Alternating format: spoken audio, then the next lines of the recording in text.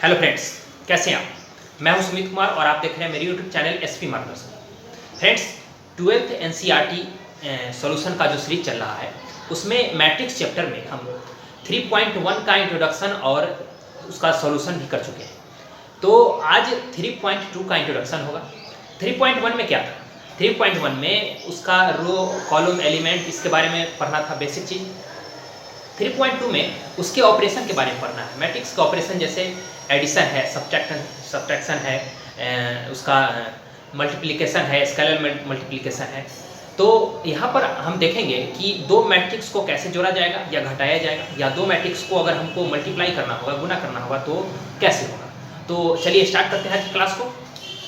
चलिए समझिए। कह रहा है let A and B are two matrices of the same order, then a plus B and a minus B are exist. मतलब इसका क्या है कि मेरे पास अगर दो मैट्रिक्स दिया हुआ है a और b, तो a और b मैट्रिक्स में हमको देखना पड़ेगा कि वो सेम ऑर्डर का है कि नहीं। पहला काम कि सेम ऑर्डर का है कि नहीं, दोनों हमको सेम ऑर्डर का होना चाहिए। अगर सेम ऑर्डर का है तब जाके हम a प्लस बी और a माइनस बी को फाइंड कर सकते। क्लियर है कि अगर दो मैट्रिक्स हमको सेम ऑर्डर का है तो हम a प्लस बी और a माइनस बी हम फाइंड कर सकते हैं। जैसे एग्जांपल के थ्रू अगर समझेंगे, अगर दिया हुआ है a बराबर दो मैट्रिक्स, एक मैट्रिक्स है 1 2 3 4 और b बराबर दिया हुआ है 3 7 2 4, ये दिया हुआ है, ये दो मैट्रिक्स दिया हुआ है। तो अगर हमको a प्लस बी या a माइनस बी फाइंड करना है, हमको a प्लस बी या a माइनस बी अगर फाइंड करना है तो सबसे पहला काम हम देखेंगे कि दोनों जो मैट्रिक्स है वो सेम ऑर्डर का है कि नहीं। अगर सेम ऑर्डर का है तभी हम a प्लस बी और a माइनस बी फाइंड कर पाएंगे, अदरवाइज नहीं कर पाएंगे। तो देखिए ये जो मैट्रिक्स है इसमें दो रो, एक ये रो, तो दो रो और दो कॉलम, मतलब 2 into 2 का मैट्रिक्स है, और ये भी 2 into 2 का मैट्रिक्स है। तो देखिए सेम ऑर्डर का है, ये दोनों सेम ऑर्डर का है, 2 2 और 2 2 सेम ऑर्डर का मैट्रिक्स है। तो हम ये दोनों का प्लस और माइनस कर सकते हैं। तो कैसे करें? तो a प्लस बी और a माइनस बी करने के लिए हमको करना क्या है कि करस्पॉन्डिंग एलिमेंट को हमको काम करना है। अगर ऐड करना है तो करस्पॉन्डिंग एलिमेंट को ऐड करेंगे, अगर माइनस करना है तो करस्पॉन्डिंग एलिमेंट को हम माइनस करेंगे। जैसे समझिए a प्लस बी हमको फाइंड करना है, मतलब दोनों को जोड़ना है। मतलब इस प्लेस वाले को इस प्लेस के साथ, ई वाला इसके साथ, ये वाला इसके साथ, ये वाला इसके साथ। तो बोलिए 1 और 3 को जब ऐड करेंगे तो मतलब 1 प्लस 3 को ऐड करेंगे, उस तरीके से 2 प्लस 7 होगा और 3 प्लस 2 होगा 4 प्लस 4। मतलब कॉरस्पॉन्डिंग एलिमेंट जो है सेम प्लेस के एलिमेंट को हम ऐड करेंगे। तो 3 और 1 को जब ऐड करेंगे तो ये हो जाएगा 4, ये हो जाएगा 7 2 9, ये हो जाएगा 3 2 5 और ये हो जाएगा 8। बहुत आसान, एडिशन सब्ट्रैक्शन बहुत आसान। जैसे एडिशन उसी तरीके से आपको सब्ट्रैक्शन। तो करना क्या है कि a माइनस बी है तो सेम ऑर्डर का है, तो कॉरस्पॉन्डिंग एलिमेंट को चलिए माइनस करते हैं। मतलब 1 माइनस 3 लिखाएगा, 1 माइनस 3, 2 माइनस 7, यहाँ पर हो जाएगा 3 माइनस 2 और ये हो जाएगा 4 माइनस 2। तो ये आ गया मेरा 1 में से जब 3 माइनस करेंगे तो ये होगा माइनस 2, 2 से माइनस 3 7 करेंगे तो ये हो जाएगा माइनस 5, 3 में से 2 जब माइनस करेंगे तो ये हो जाएगा, 4 में से 4 करेंगे तो ये हो जाएगा 6। यही मेरा आंसर। क्लियर हो गया होगा कि जब दो मैट्रिक्स हमको सेम ऑर्डर का है तो हम उसका एडिशन और सब्ट्रैक्शन कर सकते हैं। नेक्स्ट है, अब है स्केलर मल्टीप्लिकेशन किसको कहते हैं।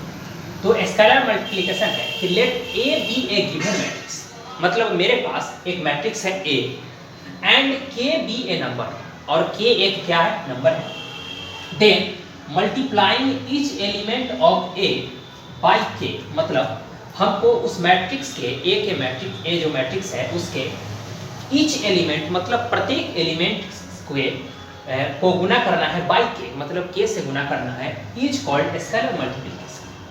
सीधी आसान भाषा में समझिए कि अगर कोई मैट्रिक्स है और उसको किसी नंबर से हमको मल्टीप्लाई करना है, गुना करना है, तो उसके प्रत्येक एलिमेंट में हम उससे गुना करेंगे और जो हमको मिलेगा वही मेरा स्केलर मल्टीप्लिकेशन कहलाएगा। ठीक है, जैसे एग्जाम्पल के थ्रू समझते हैं कि अगर a बराबर हमको दिया हुआ है 3 है, 6 है, 2 है, 7, ये दिया हुआ। अब कह रहा है कि ये जो a मैट्रिक्स है इसमें हम अगर 2 से गुना करते हैं, मतलब 2a अगर फाइंड करते हैं तब क्या, 2a का मतलब हो गया कि जितने भी इसके एलिमेंट है उसमें हमको 2 से इसको गुना करना पड़ेगा, वही मेरा स्केलर मल्टीप्लिकेशन कहलाएगा। तो 2 से इसको गुना करेंगे तो 2 × 3, 2 × हो जाएगा 6, 2 × 2 और 2 × 7। हमको आ गया कितना, तो इसको गुना करेंगे तो ये हो जाएगा 6, ये हो जाएगा 12, ये हो जाएगा 4, ये हो जाएगा 4, ये हो गया। तो यही मेरा स्केलर मल्टीप्लिकेशन कहलाया कि किसी नंबर से अगर गुना करना है तो उसके प्रत्येक एलिमेंट को गुना कर दीजिए, जो आएगा वह मेरा हो गया स्केलर मल्टीप्लिकेशन। जैसे अगर इसी को अगर हमको -3a अगर निकालना हो तो -3a का मतलब है a में हमको -3 से क्या करना है, गुना करना है।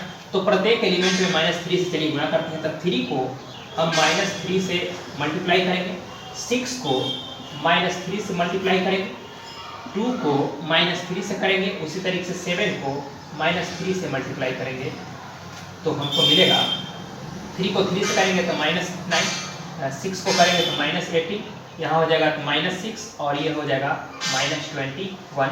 यही मेरा हो गया स्केलर मल्टीप्लिकेशन। तो किसी भी नंबर से हम मल्टीप्लाई कर सकते हैं, बस करना क्या है, उसके एवरी एलिमेंट को, प्रत्येक एलिमेंट से उसको क्या करना है, मल्टीप्लाई करना है। तो हम 1/2 से भी कर सकते थे, 1/3 से भी कर सकते हैं, किसी भी नंबर से हम मल्टीप्लाई कर सकते हैं। नेक्स्ट है, अब ये है मल्टीप्लिकेशन ऑफ मैट्रिसेस। तो बहुत सारे स्टूडेंट को मल्टीप्लिकेशन में बहुत सारा कंफ्यूजन होता है, तो आज वो क्लियर हो जाए। बस थोड़ा सा कॉन्शियस रखना है माइंड को, आसानी से आपको चीजें समझना है।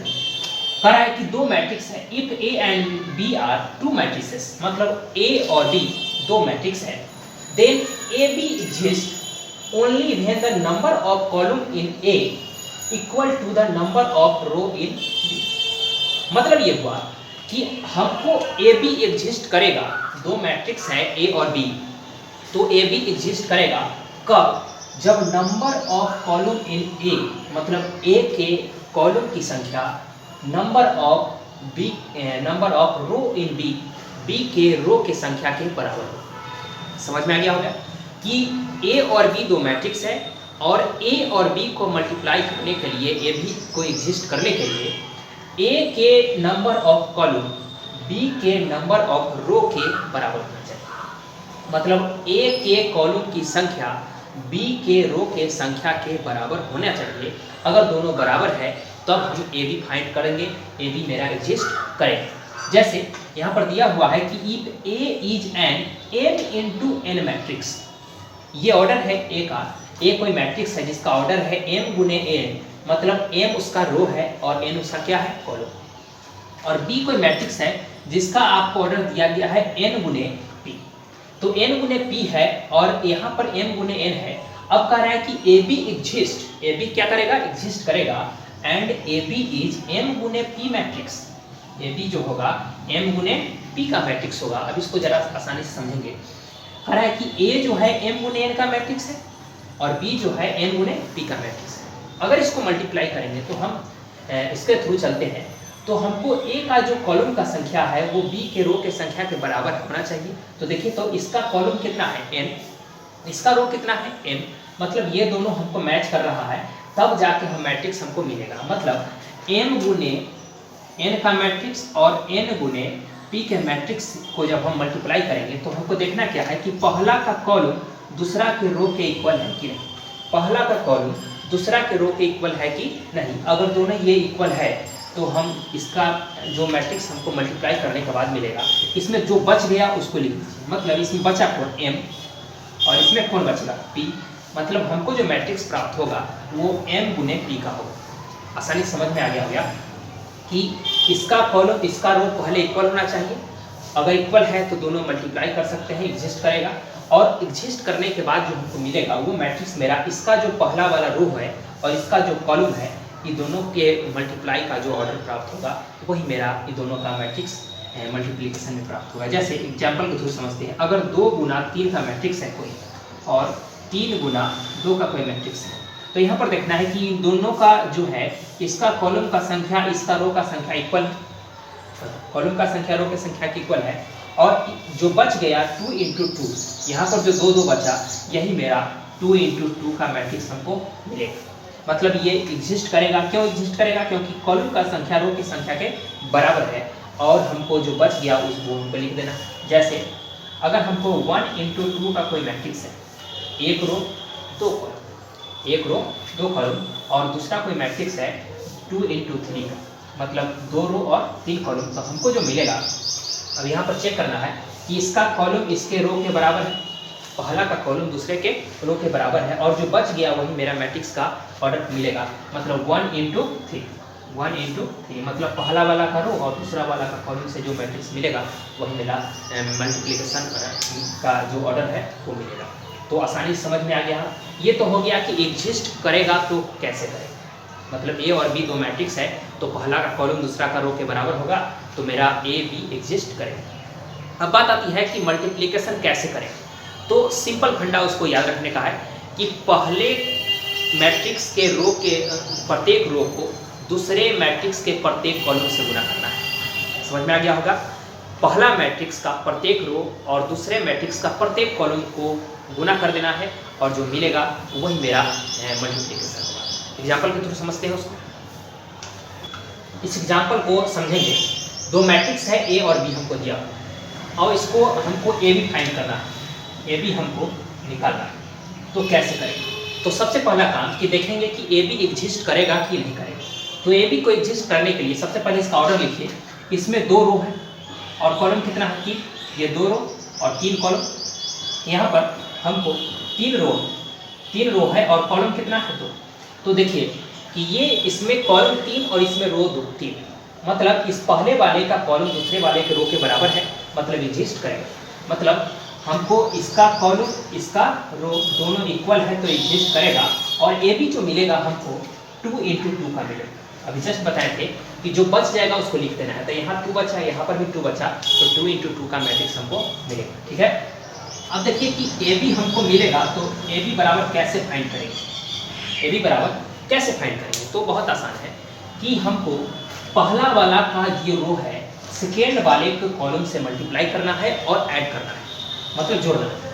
पहला का रो और दूसरे के कॉलम को गुना करना है और उसको जोड़ना है। प्रत्येक रो को प्रत्येक कॉलम के साथ गुना करेंगे और जोड़ेंगे, अपने आप हमको मिल जाएगा मल्टीप्लिकेशन। तो चलिए गुना करते हैं। इसमें जो है 2 रो है, ये है और ये, मतलब R1 और R2। यहाँ पर 2 कॉलम है, ये है मेरा C1 और ये है C2। तो चलिए R1 को हम पहले C1 से गुना करें। तो R1 को C1 से जब गुना करेंगे तो 1 को गुना करेंगे 2 से, तो 1 इंटू 2 लिखाएगा। फिर -2 को 4 से करेंगे, मतलब -2 को गुना करना है 4 से। उसके बाद 3 को गुना करना है 2 से, 3 को गुना करना है -2 से। अब तीनों को जो गुना किए हैं इसको सबको हमको ऐड कर देना है, सबको हमको ऐड कर देना है। मतलब ये हुआ कि प्रथम रो को फर्स्ट रो के प्रत्येक एलिमेंट को इसके फर्स्ट कॉलम के प्रत्येक एलिमेंट से मल्टीप्लाई करना है और ऐड करना है।